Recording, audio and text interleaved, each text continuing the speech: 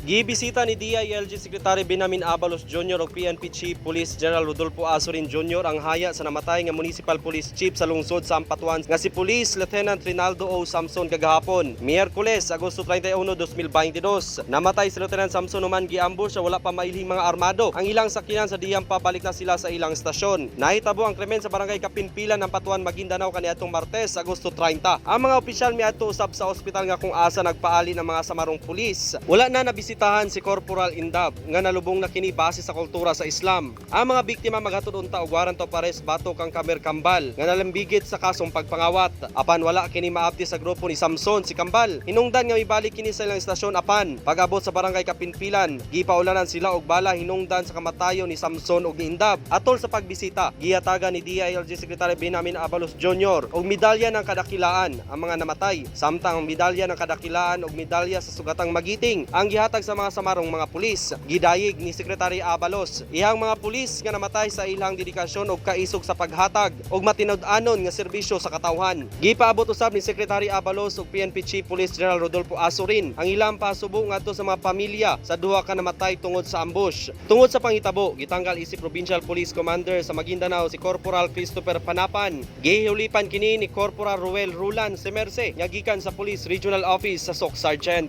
Marvin Revilla, Newsline Philippines, Province of North Cotabato. Stay safe.